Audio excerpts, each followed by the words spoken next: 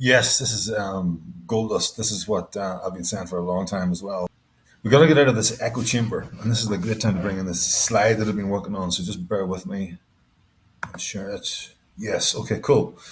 So this is the adoption curve for the uptake of a new idea. It comes from product marketing, which is a very important discipline to take ideas from. I mean, the smart person reuses ideas from other disciplines. You don't have to work everything out for yourself. So in politics, so we're taking an idea from product marketing, new ideas, or product marketing to politics, to the uptake of Irish nationalism and populism. So from this curve, actually, let's go back to the new ideas. The people have done a lot of work on this. This is called an adoption curve. There's a little pen, mouse pointer's pen. Yeah, adoption curve. If you look this stuff up, if this is like time along the bottom, this is our timeline. Any new idea needs to go through certain stages. At the start, you have your innovators, and they'll just be a tiny fraction of the whole market. The whole market here for an idea um, could be the electorate. Then next, the innovators attract the early adopters. The early adopters attract the early majority. These people here are the late majority. They're the people who will wait until the majority or fair plurality, most like 45% of the market are on board before they'll start to come on board. And you're going to get the laggards who will wait until the majority. They'll just follow the crowd, right? The laggards will follow the crowd, and some of these late majorities will be following the crowd as well. All right. Okay. So who are the innovators in terms of Irish nationalism? That's going to be National Party members, FP members, Ireland First members. We're talking about out of an electorate of 2 million, we're talking about like 10, 20,000.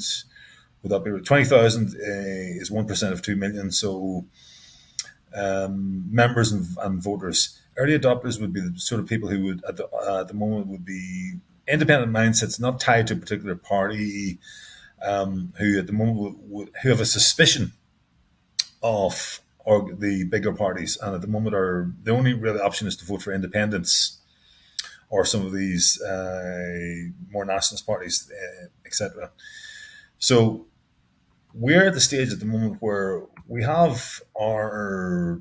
I think it was Dara in a minute is going to say there was 30,000 people voted nationalist in the last election. Now, obviously, that has grown. So, out of 2 million, that was 1.5%. That's actually that figures because in any election, in any place that we stood, the National Party had 10 candidates and the IFP had 11 candidates. Renew had about five or six. You could count the more nationally minded independents in that as well. We're talking about 1.5%, 2%. Now we're starting to see the early adoption, people who vote for independence, or who didn't vote because they had a suspicion of the big parties, and they're starting to get involved in their local communities now in terms of the close down the DP centres protests, and who were out all through COVID, taking that populist stance, suspicion of government statistics, government propaganda around the needlework, around the lockdown, etc. Uh, After those come on board, then the next thing, and we're halfway through that part of the curve there, this early adopter part of the curve. Let's see if we can draw again. Yeah, we're halfway through. Let's say I need to work on my technique here. We're about here. Next thing is to attract the early majority. And what sort of people are those? Those are people who are not politically aware, but are open minded and could perhaps change their vote based on a good logical argument being presented to them. And at this stage, look, that's the major battle. We're not so interested at this stage of the game in the late majority, the people who have taken on the brainwashing and propaganda from the media. They're going to be a lot more resistant to new ideas than the early majority. So we're not going to worry about those for now. They'll come on board when the early majority. They'll be attracted by numbers. They're crowd followers, and the laggards probably. Actually, that should be laggards with an R at the end. That's yeah, not my mistake. It's a graphic that I used. The laggards, in terms of Irish nationalism, they would be the ideological progressives and progressive extremists. Some of them can be nice. I've got a family member in that camp. She's a very nice person. I enjoy hanging out with her. But when we come to politics, we're chalk and cheese, absolutely at other ends. And she is ideologically wedded to progressivism. She's never going to change. I can't see her changing for years. Also, you've got biolentinists and recent products of the Irish education system. I mean, you get laggards from all ages, but let's not even worry too much about them because they're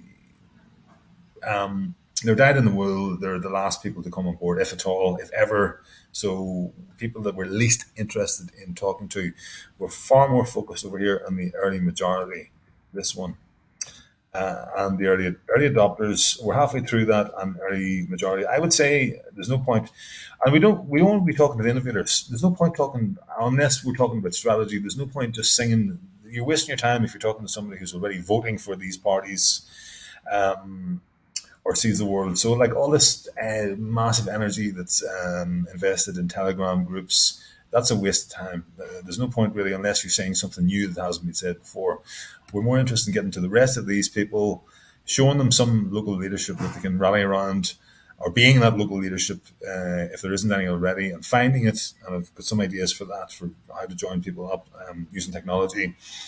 And then taking these two platforms, the innovators and the early adopters, and launching and finding and communicating to these people and getting them on board. That's the game. Okay, back to Darnell.